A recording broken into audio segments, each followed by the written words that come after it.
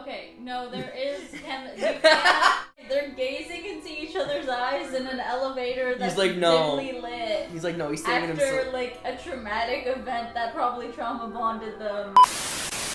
Hold on, let me take my glasses off for this one. Can't let the people know I'm a nerd. I'm not gonna beat around the bush with this one. I convinced my friend to watch Andor and Rogue One with me back to back in a series of marathons to test the notion if you can watch Andor before Rogue One without knowing it's a prequel to Rogue One. For a bit of background knowledge, I went to Texas Frightmare with my friend Ash for my birthday in May, and it was a lot of fun. We met a lot of great horror icons, mainly James A. Janice and Chelsea Rebecca from Dead Meat, and by the time we got back to the hotel, we still had some time to kill, so Ash suggested we watch a movie, and since it was my birthday, I could choose. I thought, why don't we watch a few episodes of Andor?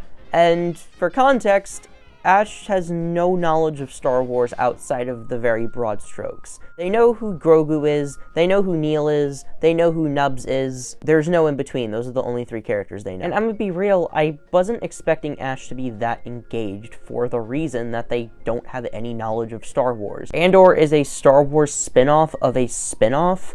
I don't see any reason why they would want to watch it. I thought the only reason they would want to watch it is because they're my friend, and it was my birthday. However, by the time we finished the first 3 episodes, I was gonna turn it off and just have us watch something else, and they turned to me and said, can we keep going? We ended up finishing all of season 1 in one night. Once we got back from the vacation, I suggested to Ash that we keep watching the show, and maybe we can even get to Rogue One, and Ash said yes. And I also suggested I record the reaction to Rogue One, because as you may know, that movie is very interesting, especially the further you get into it. They should really just have jetpacks. That would make this easier.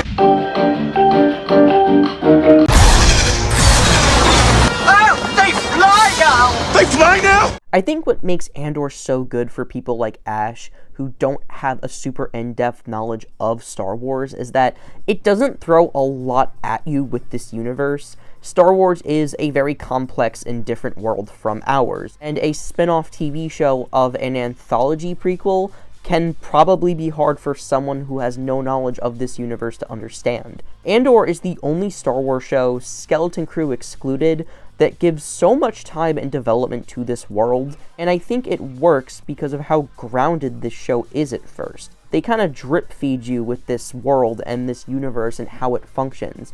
And I know this works because Ash wasn't confused once throughout our watch time. You only really see 2 or 3 TIE fighters at a time, and that's a good thing. There are a couple stormtroopers only being used on screen at a time, and that's a good thing. Not only does it make these parts of the world more unique and mesmerizing since we get to see them far less, but it also makes them feel more special and dangerous. Whenever we see a stormtrooper, we actually get scared because we know shit is about to go down. Compare this to Mando, where we see like 100 stormtroopers at a time, and it can get numbing at a point. With Andor, you start off with Cyril, who's a local cop, and then you move up to Deidre, who's an ISB clerk. Then we meet her boss, then we meet the leader of the ISB with Yularen, the director of the Empire, the governor of the Empire, and you move up to Darth Vader by the end of Rogue One. By the time we got to Rogue One, Ash spent so much time getting to know this universe and familiarizing themselves with these factions that it made moments like the big space battles really special.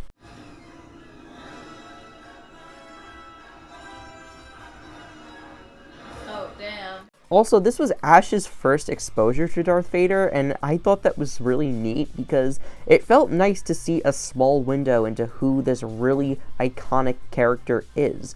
Vader is a character who is in basically everything now, and it can get kind of boring, like I said before, if you see these things too often. But Vader is only in this movie for like 2 scenes, and every time we do see him, it's through a window from characters who either don't know him at all or are afraid of him.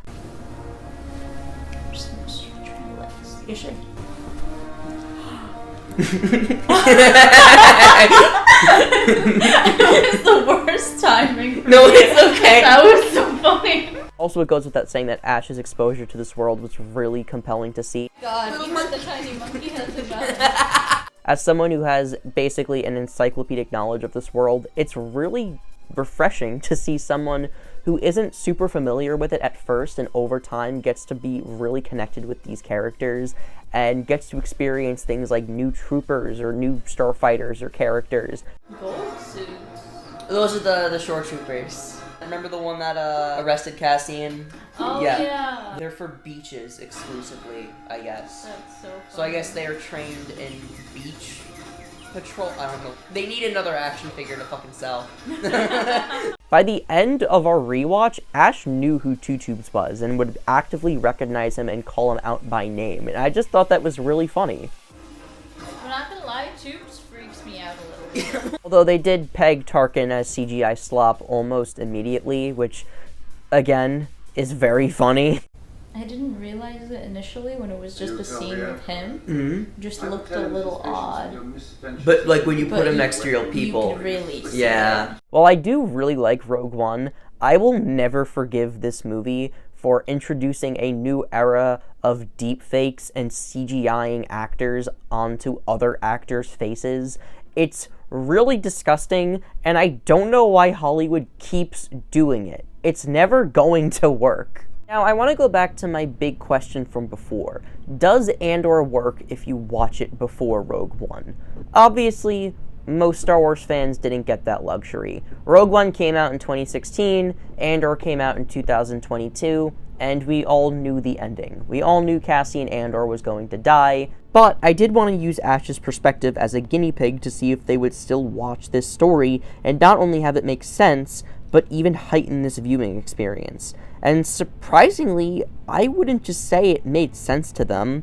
I would go as far as to say that Ash watching Andor beforehand made Rogue One way better of a film. The biggest and most obvious improvement here is Cassian's development. There are so many scenes where he's talking about his past where you can tell he's thinking about all the stuff he's gone through in the TV show. The line, "You're not the only one who lost everything," hits so much harder when you realize how many people Cassian has lost over the course of his life. Marva, Clem, Brasso, Nemec, Luthen, Bix who left him, and the child he never even knew he had. And one detail I will never get over is that you can hear the Andor theme in Rogue One. It plays once Cassian realizes that he can't kill Galen Erso.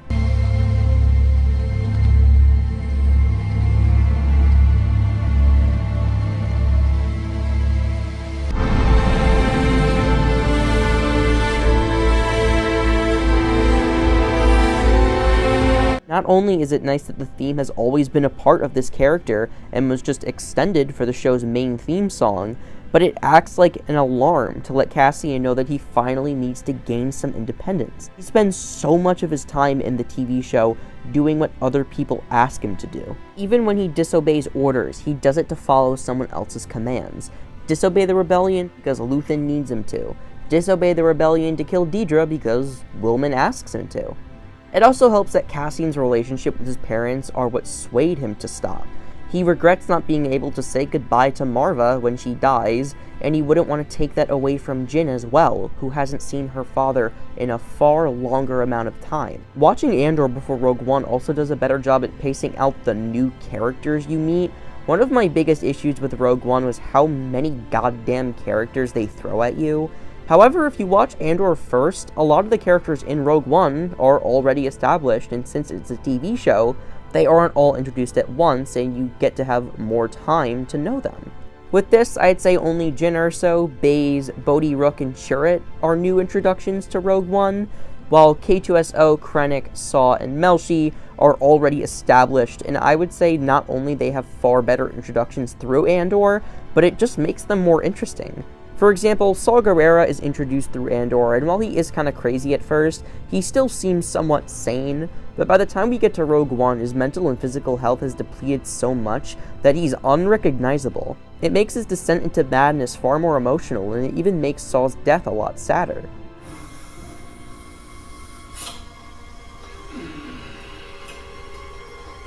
Bro invented the vape.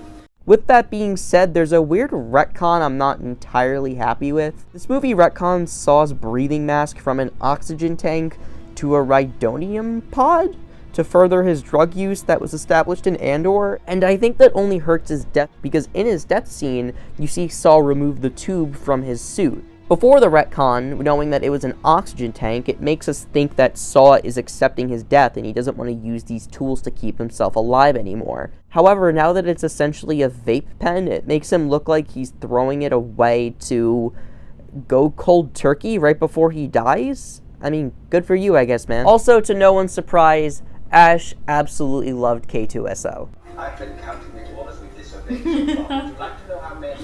17. 18. I'm guessing you like K now. He's adorable. Every time he opened his mouth to make a joke, Ash would be losing their mind.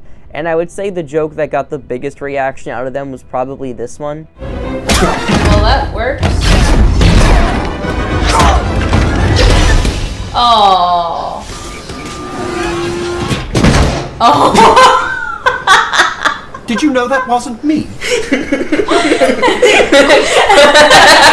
And obviously, as you probably guessed, his death did make Ash pretty upset.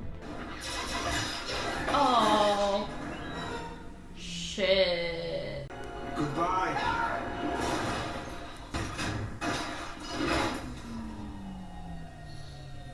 Oh. One last thing I wanted to cover was something interesting that I haven't seen a lot of people talk about.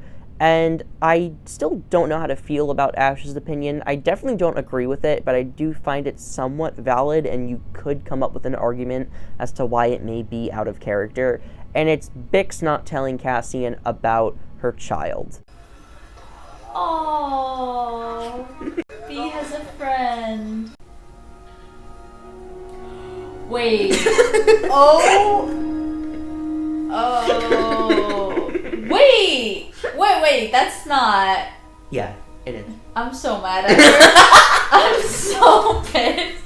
He could die any day now. Sometimes foreshadowing is relatively obvious. Now, it took a lot of willpower out of me not to tell Ash that Cassian was not going to see his son by the end of this viewing experience. I was really tempted to move the last scene of Bix with her baby to after Rogue One and just kind of edit the movie around. However, I decided against it being like a post-credit scene or something, and just having it be in the viewing order I wanted it, where it was just Andor and then Rogue One at the end. Either way, Ash was not happy. Them seeing Scarif get blown up was like watching a slow car crash occur, where they were realizing that Cassian was not getting off that planet alive.